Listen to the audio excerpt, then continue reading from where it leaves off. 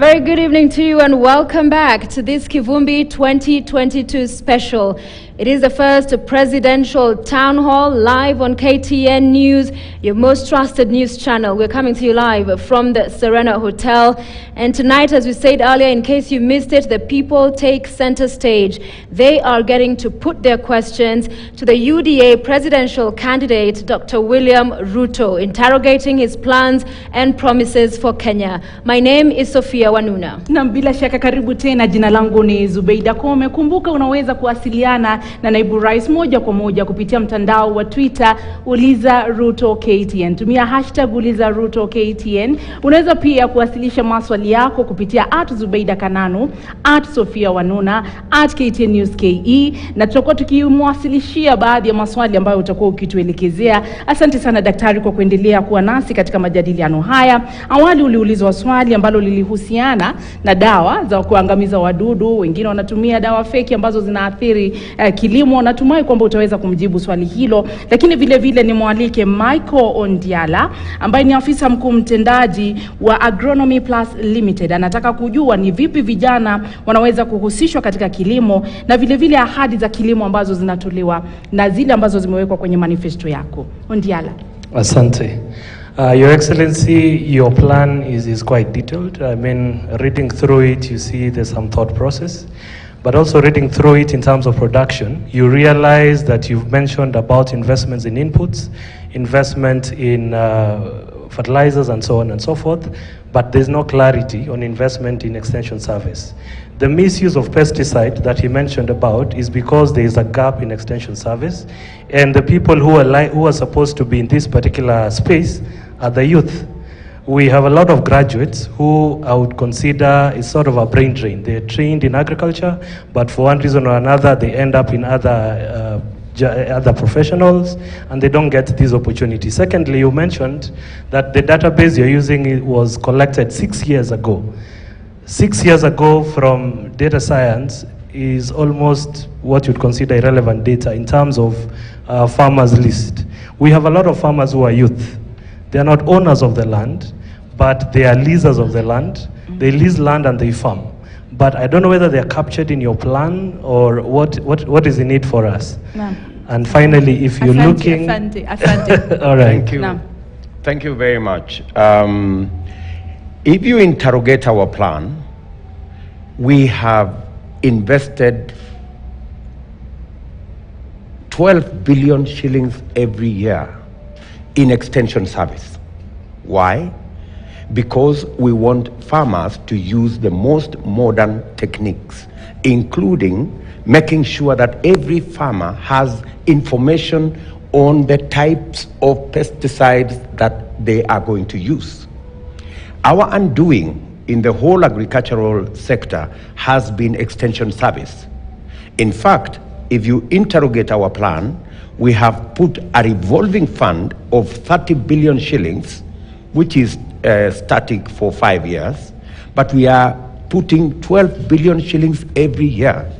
In fact, in our plan, we are putting more money in extension service than even in the revolving fund, because we realize that it is the quality of the information a farmer is operating with that will make him productive.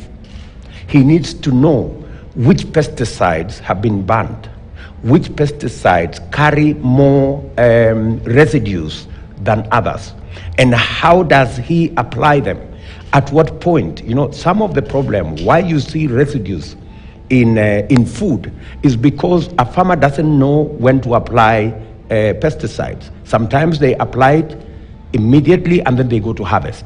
Then you end up with a lot of residues in food. So the investment we are making of close to 60 billion shillings in 5 years is to make sure that all the graduates from all our TVETs, all the graduates from our universities who are graduating with knowledge in agriculture will be the ones to drive our agricultural productivity. Secondly, when we are looking at that space, we are looking at creating jobs for those who will be providing extension service. We're also looking at younger farmers, because many a times the younger farmers don't have the correct information. They do not know what to do when. So our extension, our robust extension service is actually going to rope in new farmers. You may want to know, for example, that the average age of a farmer in Kenya is 60 years, which means many of our young, talented, energetic Kenyans are not participating in the most productive, in the most important, and in the most competitive sector in our economy, which is in agriculture. Right. And therein, that's where we lose. Finally, on the subject you mentioned, there is also an element, if you interrogate our manifesto, of mechanization, because mechanization brings a lot of multiplier. You know, what a farmer can do in 4 hours, a machine can do in 30 minutes.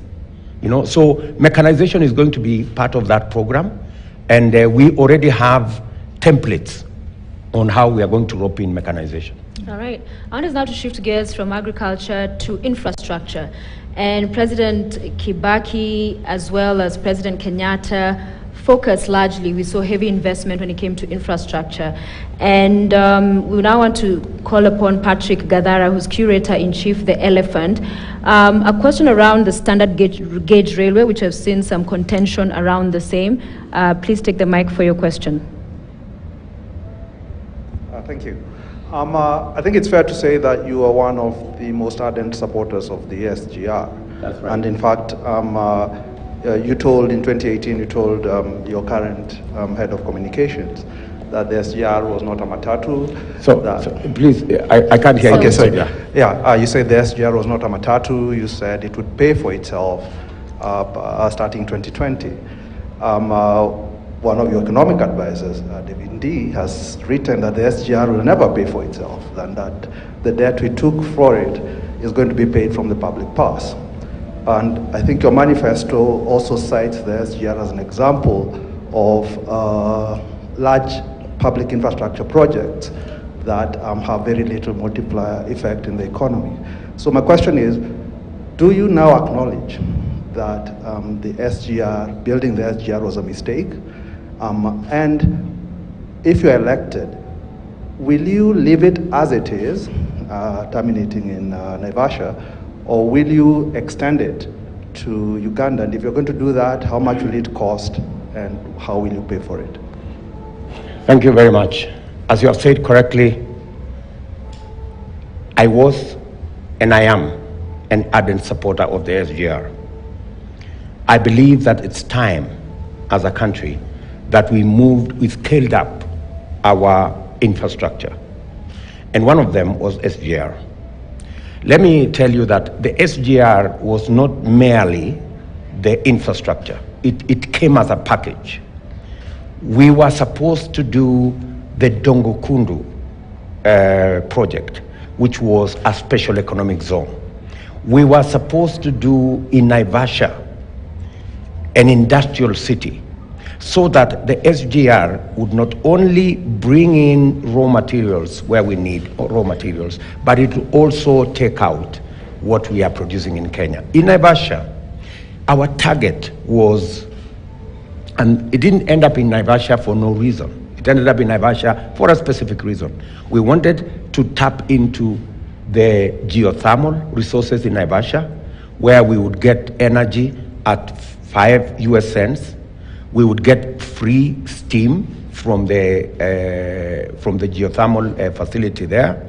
And that would help us in 2 significant areas. And those are the areas, if you look at our manifesto, we have targeted. We have said the leather industry is going to be a big player in our economy, and the textile industry is also going to be a very big player in our economy. Those were the 2 sectors that we were supposed to target. Unfortunately, what happened to the SGR is that it became a captive of conflict of interest. People started to look at how they will make money from the railway, from operating CFSs, you know, and small things.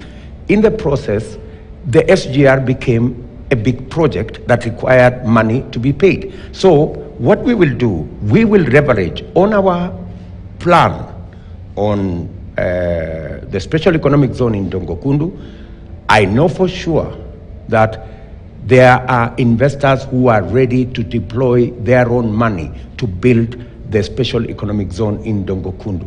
The only problem is conflict of interest. There are people who are forcing these companies to partner with them so that they can get that contract. Eliminating the conflict of interest, and that goes into why in our manifesto we have said we must deal with conflict of interest and we must also deal with state capture. That is what is taking our country backwards. So to just answer directly your question, SGR, our intention was not to move SGR beyond Naivasha. We had an intention of taking it to Naivasha. Beyond Naivasha, it will depend on viability and on partnerships with other countries. Up to Naivasha, that facility can pay for itself. Let me give you the statistics as of now. If we moved the SGR to 18 cargo planes, trucks every day, it will pay for itself. Unfortunately, we are stuck at around 9, or sometimes 12. We have to find the mechanism to ensure that we roll out the plan as it was, so that we can make sure that that SGR is viable the way it was intended. Naibu Rais, kuna jambo ningependa ufafanue kwa sababu unapozungumza kuhusu miundombinu, infrastructure na kadhalika. Kuna mwaka 2018 wakati kulikuwa na kongamano la uchumi katika kaunti ya Nakuru, ulisema kwamba serikali ya Jubilee ingeanzisha kituo katika kaunti ya Nakuru, hususan eneo la Naivasha. Lakini katika mikutano eneo la Pwani umeshutumu handshake kwa kusema wao ndio wamehamisha kituo hiki na kukileta katika eneo la Naivasha, na hivyo kuathiri wafanyabiashara, wabeba mizigo na kuathiri uchumi wa Pwani. Haswa ni kwamba unawahadaa wa Kenya au haswa mbona useme kitu kimoja kisha baadaye ulaumu wengine kwa kitu ambacho wewe mwenyewe ulinukuliwa ukisema? You see, you are confusing two issues. You're confusing what the SGR was supposed to do, and I have said, the way I've said here, it was supposed to go to Naivasha, and Naivasha is supposed to be our industrial city, right? Haukusema kwamba mtaanzisha kituo katika eneo la Naivasha. What has happened, let me just answer you. Yeah. What has happened is other people took advantage and moved port operations. What we are discussing here is port operations. You know, simple infrastructure things that have nothing to do with the construction of the railway. That's why we are saying we are going to reverse port operations that have been brought to Nairobi largely. You know, CFSs that have been brought to Nairobi, many of the other facilities that have been brought to Nairobi to benefit a few people. We're going to reverse it so that it goes back to Mombasa. That does not mean we are reversing the whole plan of the SGR. Those are two different things. The original plan of SGR was not supposed to shut down the port of Mombasa. It was supposed to elevate activity in the port of Mombasa. How? By making sure that the Dongokundu Special Economic Zone is operational, and by making sure the industrial city in Naivasha that is supposed to produce material and is supposed to produce products that would eventually go back to Mombasa and make the Mombasa port that much more commercial and that much more viable. So there is no conflict between what we are saying in Mombasa and what we are saying in Naivasha. Lakini kwa video hiyo unasikika vizuri kabisa. Hausemi SGR. Unasema hiki kituo, hii shughuli za bandari kuanzishwa katika eneo la Naivasha, na unanukuliwa kabisa ukisema serikali ya Jubilee itafanya hivyo. Lakini sasa hivi umesema watu wa handshake ndio wamehamisha shughuli za bandari. Nimekueleza jambo ambalo lilitakikana kufanyika Naivasha sio port operation. Ni industrial city. Sawa? No. An industrial city and port operation are two different things, madam.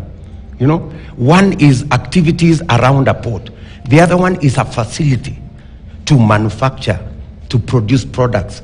And that is what is supposed to happen in Naivasha. And that is what will happen in Naivasha.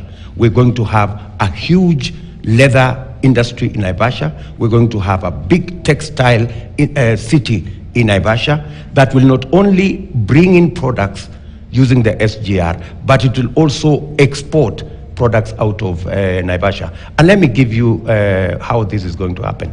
At the moment, we are importing 40 billion shillings of yarn and fabric, which we are using for export to AGOA. That needs to happen in Naivasha. Right. Our own cotton, our own ginneries, and then the production of yarn and the production of fabric should happen in the industrial city in Naivasha. That's what, amongst the things we should do. If you read our manifesto carefully, we have said the leather industry, which at the moment is a 15 billion shilling industry, is actually supposed to be scaled up to 120 billion shilling industry, just by making sure or making use of the leather we already have. We're not importing leather. All our leather, all our skins, all our hides, every farmer, we were in Kajiado, we were in Wajir, all the farmers told us, please, we are throwing away our skins and hides. Dogs are eating our skins and hide. In fact, sometimes we are forced to bury skins and hide. And yet, we are importing shoes. No. We are importing leather products. Right. This is leather we already have in the country. All we need to do is to have the infrastructure, the thinking, the plan. And that is why, if you look at our manifesto, it is both a vision and it's also a plan. That's why many people are saying it is too detailed. All right. Let's cross over now to healthcare, important, affecting Kenyans around the country. And we have with us tonight Dr. Kelvin Rotich. He is the chairman of KMPDU Rift Valley chapter. He's going to be talking about the NHIF collections as prescribed in the Kenya Kwanza manifesto. Sir, briefly your question. Please be upstanding. Asante sana. Yangu, wacha niongee Kiswahili. Yangu ni kuulizia kuhusu collections ya NHIF. Umesema kwa manifesto kwamba tutakuwa tuna collect using households. So ningependa kuulizia tu kwamba kwa mwananchi anatarajia kutoa pesa ngapi, yule wa chini kabisa ama serikali itamlipia, na kwa yule mtu ambaye ako kazini atalipa pesa ngapi? Asante sana. Thank you very much. That's a very important question because I think many Kenyans today, they are wondering what is going to happen to them when they fall sick. In fact, statistics show that 30% of Kenyans are just one sickness away from poverty. And many people end up in poverty. They sell their property, they sell their livestock, they sell everything they have to pay for hospital bills. So it's a very dear thing to many Kenyans. What we have figured out, and we have taken time, we've talked to professionals, we've talked to doctors. In fact, we had a whole symposium just dedicated to health so that we can interrogate it, we can look at it, and we can understand it better and bring in all the professionals on board. And it was not in one place. We had a robust, engagement with health workers and health professionals. What we came up with is, sorry, our health bill as a country is around 550 billion. 67% of that is paid for by the government. 27% of it is paid for from people's pockets, out of pocket, and only 10% by insurance. So what we have figured out is, instead of a wife and if both a wife and the husband are working, today they pay double. So we have said that we are going to zero it around households so that every household pay once. And we have said that the lowest, the people who earn the lowest will pay 300 shillings. Today they pay 500. The highest, like William Ruto, I pay 1,700 today. It will move up to 3,000, which is not by much. That will give us almost 200 billion shillings every year.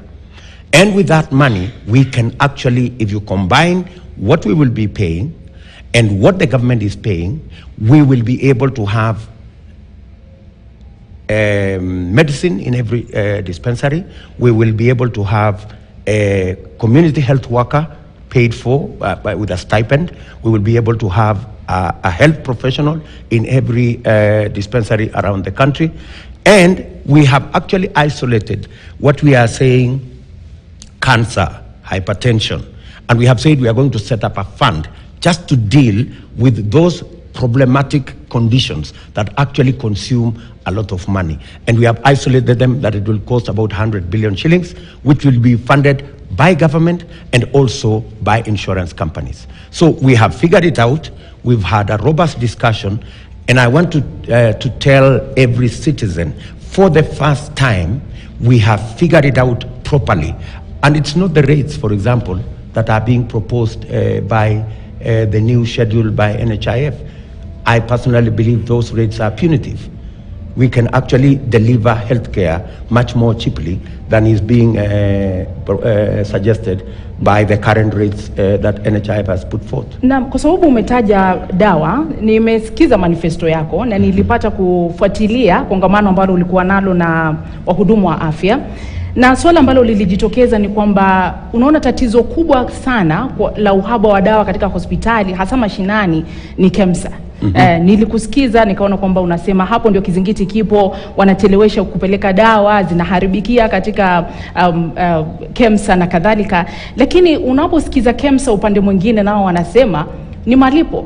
Walikuwa wanadai serikali za kaunti takriban shilingi bilioni 3.9, na sasa hivi kaunti 9 zimelipa, wako na deni la takriban shilingi bilioni 2.7, ambazo ukiuliza kaunti nazo wanasema ni serikali ya Jubilee ambayo imekuwa ikichelewesha fedha katika kaunti, na ndio sababu wameshindwa kulipa KEMSA, na ndio sababu hakuna dawa. Kwa hivyo mbona unaona tatizo ni KEMSA ilhali kaunti nazo zinaona tatizo liko katika serikali ambayo haijakuwa ikipeleka pesa, mgao wa fedha katika kaunti jinsi ambavyo inastahili? I think trying to make an argument about, I don't know, the county did not pay on time, the national government did not pay on time, is completely missing the point. The point is this, that we are procuring our health products using KEMSA, and KEMSA is not giving us the benefit of buying in bulk. In fact, one hospital owner, if you want me to be specific, Avenue Hospital, told us that they get a better deal buying as a hospital than KEMSA gets. It tells you there is a problem. The problem in KEMSA is conflict of interest and corruption, pure and simple. So what we have said, what the suggestion we have given as Kenya Kwanza is, let us benefit from best practice. What is best practice? For example, the buying of our fuel products is the most competitive anywhere. Why? Because you bring the private sector, you bring government entities, roll them into one, and then let us buy as a country. That way, we not only get long-term funding, we also get reasonable prices, and everybody is a player. So, and we also don't import products that come and expire on shelves, so that everybody knows these are the products that we constantly use. These are the products, and these are suggestions, Zubeda. These are suggestions that were given to us by health professionals, and we have seen it working in the oil industry. Why doesn't it work in the health sector? Lakini kwa heshima kuu sana, KEMSA inafaa kufanya vipi kazi yake iwapo wanadaiwa fedha nyingi kiasi hiki? Je, unasema kwamba wanastahili kupeana dawa hizi bila malipo kwa mfano? Je, kama county zenyewe zinakiri kwamba serikali ndio itupatie pesa ndio sababu hatununui dawa, mbona tatizo liwe kwamba kuna conflict of interest kwa KEMSA lakini hakuna conflict of interest kwa wale ambao wanasema wanaweza kununua dawa kwa moja kwa moja? Je, mbona serikali ya Jubilee imekuwa ikichelewesha fedha za county kwa sababu masaibu ya Wakenya yanaonekana yanatokana na pesa hizi? That's a different subject, Wanuna. And I am not trying to defend Zubeda, sorry. Zubeda, I'm not trying to defend anybody. Yes, there's been delays in government, sometimes to remit what is due to counties. But that cannot be, from where I sit, that cannot be the issue. That cannot be the problem. The problem is that even when counties place orders, it takes inordinate time for those orders to be delivered. And we just have to accept that we need two things. Number one, we need a health management system that makes sure, which we have been trying to procure for 5 years, and we were unable, because again, there are people, one supplier said they're going to supply with 4 billion, another supplier said he's going to supply with 300 million.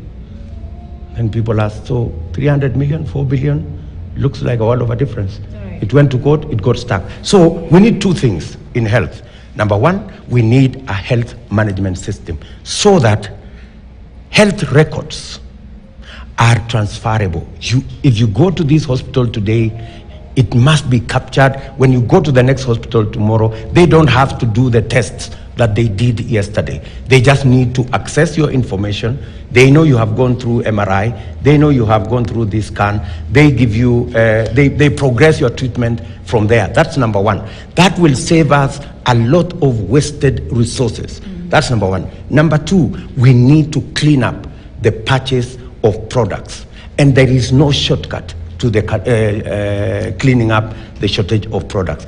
You heard we were told the people who stole from KEMSA COVID money, they were going to be arrested in 21 days. Now it is 3 years.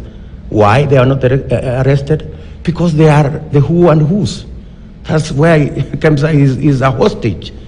And that's why it will never be cleaned up. We have to bring on board private sector expertise, private sector knowledge, the way we have done in the oil industry, so that we can sort out our procurement. I promise you, yes, we can cut down the cost of our products by close to 40 or 30% just by making sure that we procure right. All right, and indeed, as you talk about the who's, it's across the political divide, as many Kenyans have watched events there unfold. I want us to go to the leadership and integrity question, but perhaps one final question on the health sector, because we know public sector doctors, it's a devolved functions. They are managed by the counties, right? And one of the things we've had Kenya Kwanza promise to do is settle sort of like the disputes we've seen there by calling for the creation of a health service commission. And the question here is, won't you as a team be helping these doctors or these people evade accountability from their employers? Because on the other hand, at the county level, there is pressure for service delivery, doctors, hospitals, medicine, all of that. So when you then have this call, let's have a national health service, that accountability that also the county governments are constantly pushing for, wouldn't there be that almost latitude that you're giving? It's a very good question, Sophia. You know, we have to find a balance, because if you listen to the counties, and by the way, I am a very big supporter of health being devolved. For the first time, we have doctors in hospitals that would never have a doctor. We have health professionals hired by county governments in very remote places. And that's a plus for the county governments. And also, they have made it that much, they've made health professionals much more accountable, because the supervision is at a lower level. That's a plus. But there is also a big issue the doctors are raising, or health professionals are raising. You know, the whole health space requires career progression.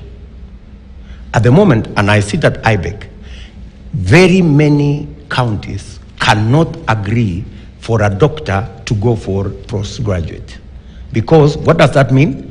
It not only means you give a scholarship to this doctor to go for postgraduate, it also means you hire another doctor to take his space for 3-4 years. Many counties cannot afford that.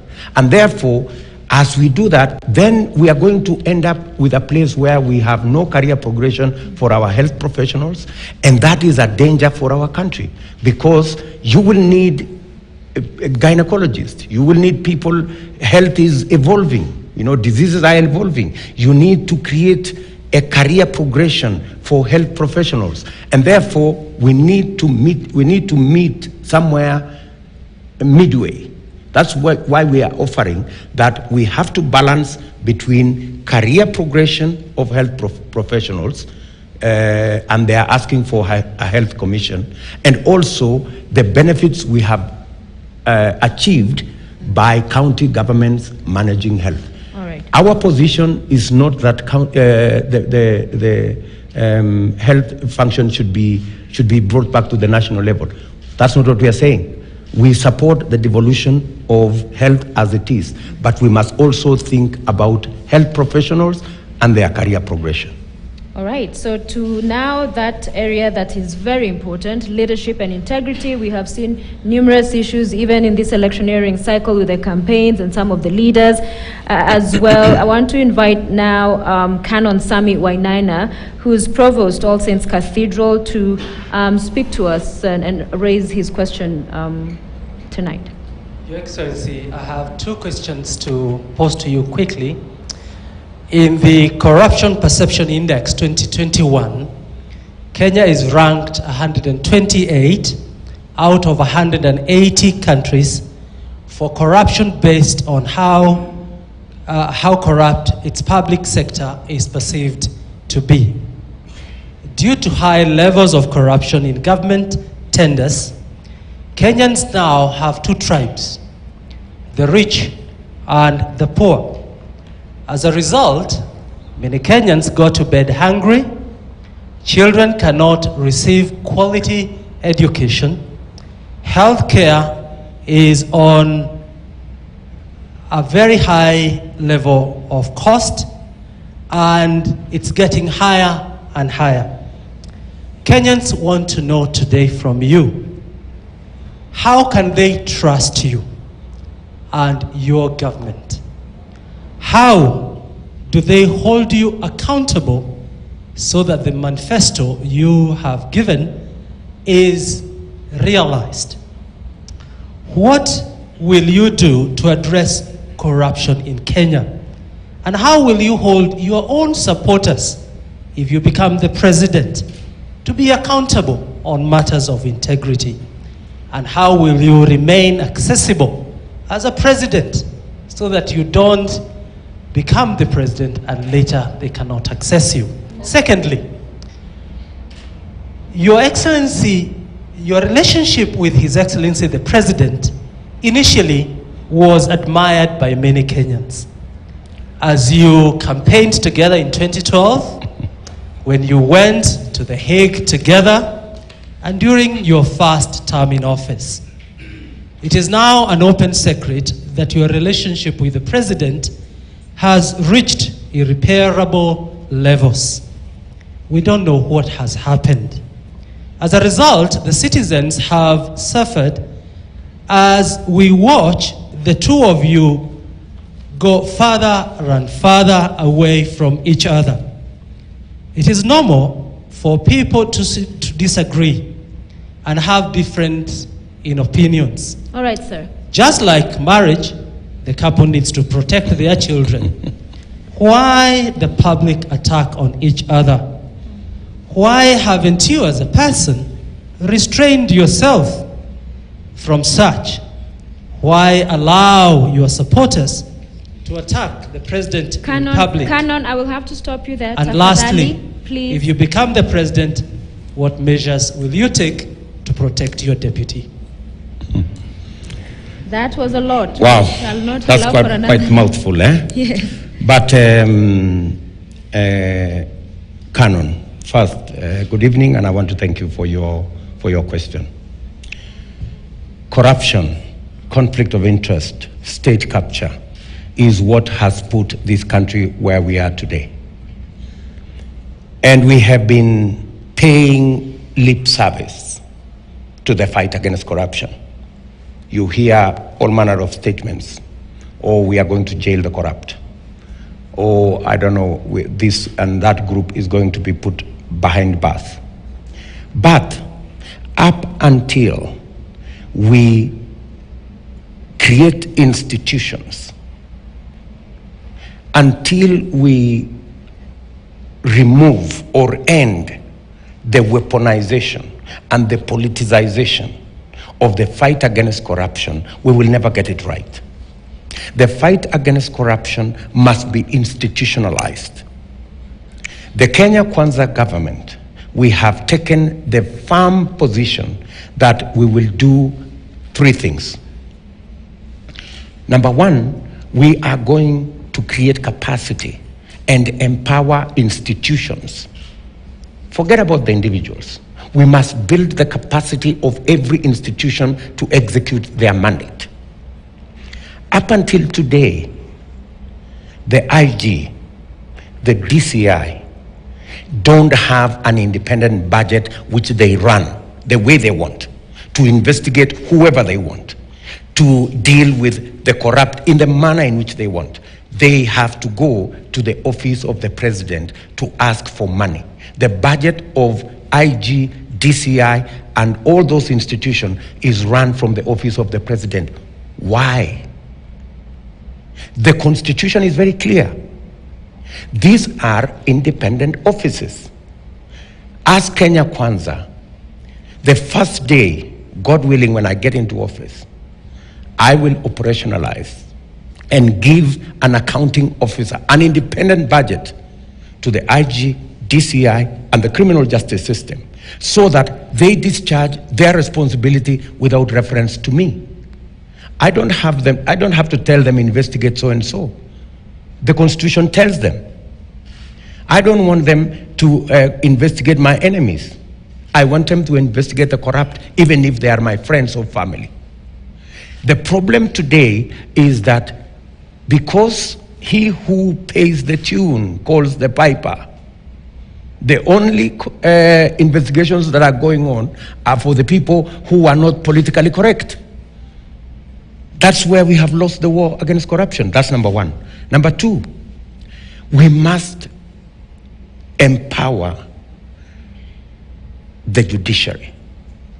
We cannot handle the judiciary the way we are handling the judiciary at the moment. The judiciary is not an enemy of the executive. The judiciary is a partner. We are interdependent, but we are also independent. First day in office, I will not just operationalize the judiciary fund, but we will make sure that it is fully funded so that the judiciary has the men, has the women, has the hardware, has the infrastructure to deal with all cases, including cases around integrity and corruption. Many corruption cases take 10, 15 years. It is said, justice delayed is justice denied. That's why the people of Kenya are almost losing hope in this whole fight against corruption. People are taken to court. They hang around courts because the court infrastructure is insufficient. So what will we do as Kenya Kwanza? We will make sure the Constitution says 2.5% of our budget goes to the judiciary without question. Today, they hardly get 1% of our budget. Why? Because somebody wants to control the path so that they can tell the judiciary, if you do this and this, I can release for you some more money. If you do this and this, I can release some more money. We shouldn't be having that kind of a discussion. We must just set it right. And number three, we must deal with chronic corruption called conflict of interest and state capture. I know, for example, when we made that statement about establishing a quasi-judicial commission to deal with conflict of interest and state capture, many people thought we were trying to investigate the president. We have no business investigating the president. It is the people who have this mentality that the fight against corruption is a fight against your enemies. That's not the case. Okay. The fight against corruption is a fight to protect the public interest and public good and public resources. So our quasi-judicial commission on conflict of interest is because when corruption becomes too chronic and it captures sectors of the economy, like the way Goldenberg did, that is why there was a Goldenberg Commission. So you do that so that you remove the problem, deal with it outside the system so that you can clean up the system. And that is why we have taken that firm position. Many people are trying to argue today, because it's politically expedient, that William Ruto wants to investigate his post, the president. I have no such interest. I just want to stop this paying lip service to the fight against corruption. I want to stop the politicization and the weaponization of the fight against corruption so that we can deal with corruption firmly, squarely, and eliminate corruption. Na ninapomuita Irungu aulize swali lake, ningependa vile vile tukirudi kwa sababu ile swali ambalo ameuliza pale. Unajua sura ya 6 ya katiba iko wazi kuhusu maadili, na ameuliza pale kuhusu namna ambavyo mnajibizana hadharani na rais. Ni ishara gani mnajaribu kuonyesha hata wapiga kura? Na vile vile umesema utaweka mikakati, utaweka asasi ambazo zitakabili masuala ya ufisadi na maadili. Je, katika Kenya Kwanza hilo limeanza kuonekana? Kwa sababu kuna wale ambao wameorodheshwa na EACC wamekiuka maadili, wamehusika na masuala mbalimbali ambayo hayastahili kwa mujibu wa katiba. Je, kama Kenya Kwanza mmeona vipi, mmeweka mikakati gani kuanzia nyumbani hata kabla ya kuangalia yatakayokuja baada ya endapo mtachaguliwa kuingia ikuloni? Lakini kuambatanisha na hilo Houghton aweze kuuliza swali lake ambalo vile vile linahusiana na swala la maadili. Maybe before Houghton, I think there is a very important issue about my relationship with my boss. I think really it's really unfortunate, and I regret the fact that it's gone this way. It is the least of the things that I wanted. And let me tell you, Canon, I have been a very patient person. The kind of humiliation that I have been subjected to by my boss, nobody could have taken it. I want to tell you that if it was, for example, Raila or Martha Karua, they would have done drastic things already. I am a very patient person. The record is going to bear me witness. I have resisted as much as I could to respond to my boss. Many people say, oh, William Ruto has insulted Uhuru Kenyatta. I have never insulted Uhuru Kenyatta. And in fact, I have had a discussion with him, and I have asked him directly, I hear there is this story that I have insulted you. Can you produce one clip? Because either from the intelligence, whether it was at night or in a private meeting or in some place where I said something against you. You know, but he said it's not there because I am a very careful person. You know very well, Canon, that bishops talk to me. Bishops talk to the president. And when they came back to me, I told them, I want to have a chat with my boss. He refused. He flatly refused. He refused the bishops for us to have a chat. You know, ask the bishops. Ask the bishop of SEK. This ask the bishop of situation, when people also hear there's those conversations going on about slapping the president. I mean, that does not speak to a man who does not care to antagonize. Honestly, I mean, that is figurative speech. Nobody can slap the president, surely. But I mean, surely.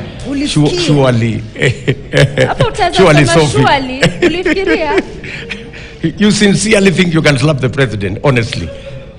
You said it. You know, I wouldn't that's a figure of speech. The point I was trying to make to this audience was the president was almost giving up. You know, William, I don't want to continue. Me, I want to go to Ichaweri.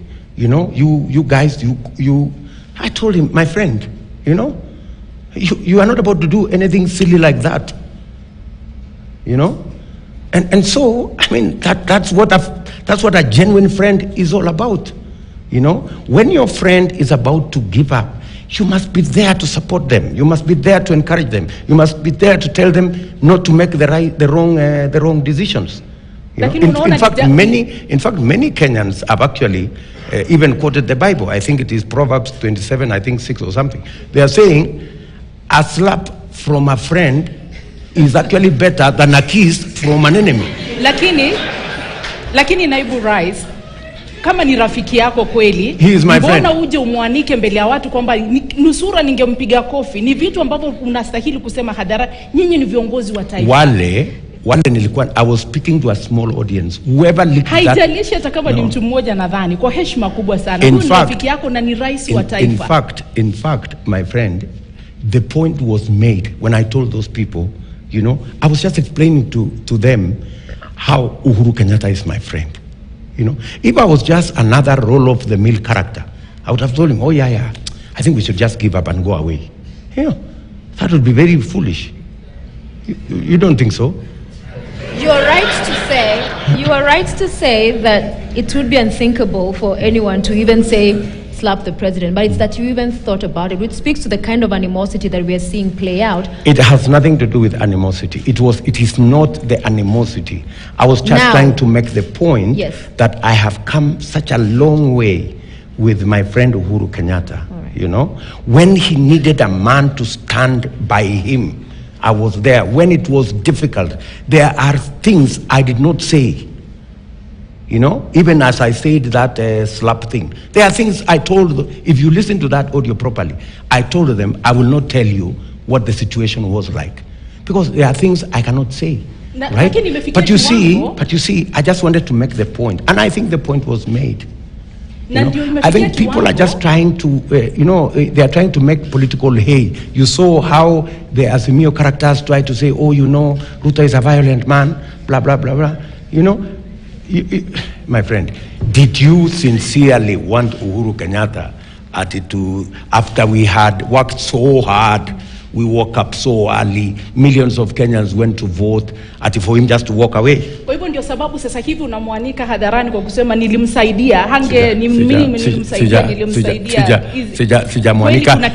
Hiyo ndio ukweli, lakini ukweli si ndio ukweli. Is it the truth? Tumuite sasa Irungu Hilton kutoka Amnesty International azungumze swali kuhusu ufisadi na uongozi. Good evening, the UDA presidential candidate. Allow me to start by just welcoming the launch of your manifesto. Thank you, the last week. I do hope that you will be able to attend the presidential debate on July the 26th, where we can also discuss it with other Kenyans. My question is this. Every year, over 150 young men are unlawfully killed by our police officers in extrajudicial killings. In the previous year, we saw the increase go up by 20%. In the 2017 period between the two elections, we saw up to 50 people shot and killed by police officers, and we saw 204 women raped, some of them gang raped during that process, and 50% of the perpetrators were police officers. You were silent throughout the 9 years of your tenure on this issue. Did you ever have a concern during that period? And why is this now a concern for Kenya Kwanza? And if you are elected as the fifth president of the Republic, how will you tackle this menace? Or will we continue to see God's rivers and God's forests polluted with dead bodies? For your information, Hilton, that is something that is very close to my heart. And I have, within government, if you spoke to the Director of Intelligence, and I am saying it because I know somebody is listening somewhere, these are issues I have raised with him when he could still pick my phone, right? These are the things that I had serious concerns about what was happening in many parts of our country, in Moyale. And I remember even calling him one time and telling him, really? I mean, it cannot have gotten here, right? I have raised those issues. And I have raised many other issues concerning extrajudicial killing. Until 3 years ago, the president excluded me from attending the National Security Council because I asked tough questions about schemes of murder and things.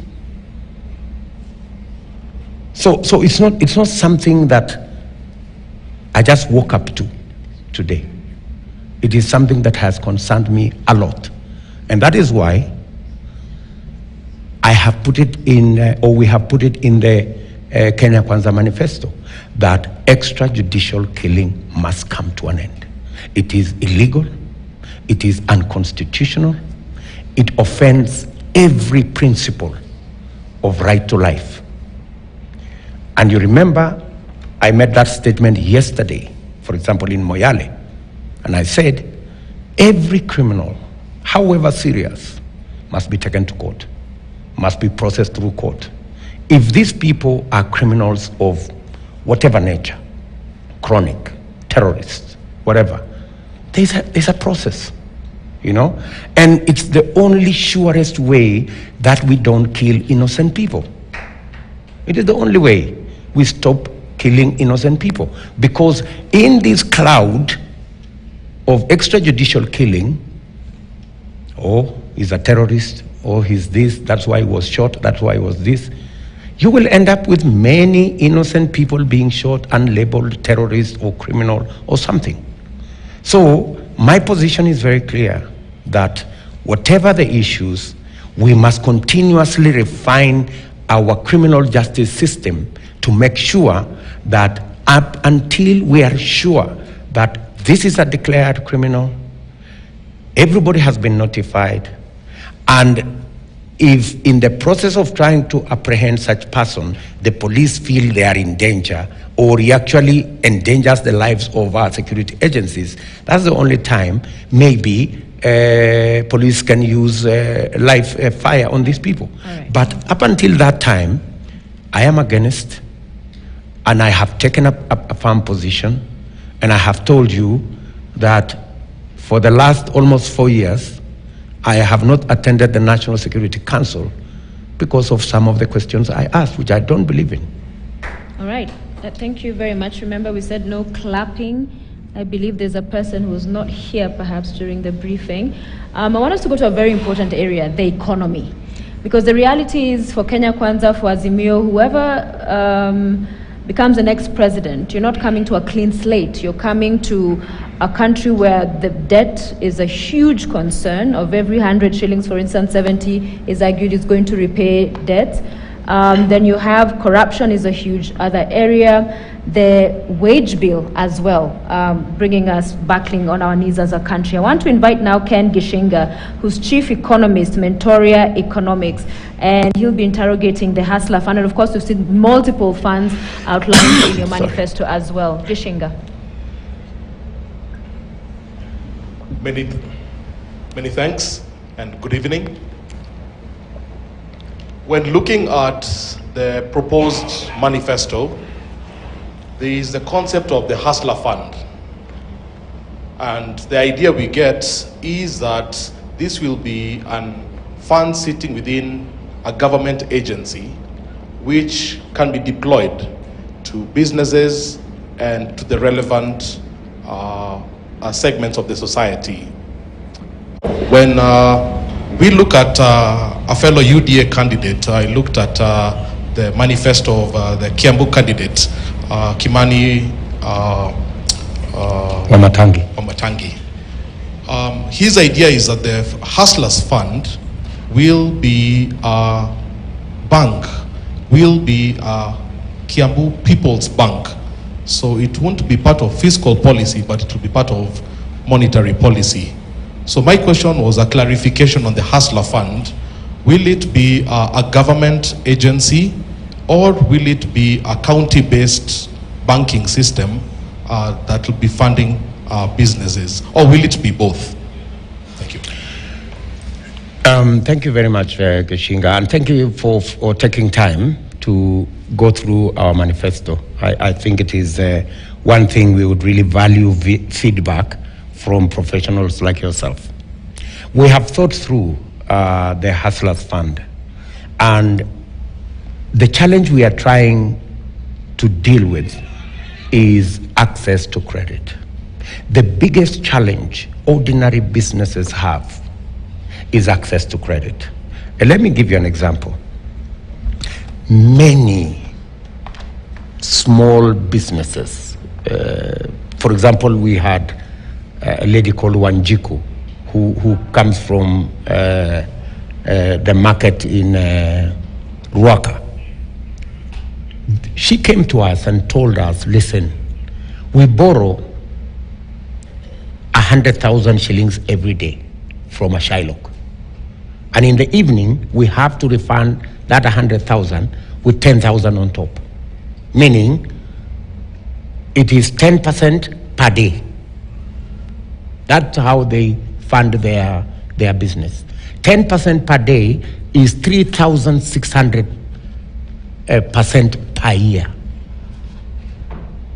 And the people who are in that category of Wanjiku, of Ruaka, are about 10 million people. We went to Trans Nzoia, we went to Kakamega, and the story is the same. The Shylock is raking in money, the informal people there are raking in money. So what are we trying to do? We're trying to assess how do we get credit to people at that level. Organize them around SACCOs, organize them around table banking groups, organize them around cooperatives. That's the model we're going to deploy. And we are going to lend to these people in their SACCOs, the Hustler Fund will lend it to their SACCOs, to their cooperatives. That way, they do not have to look for security.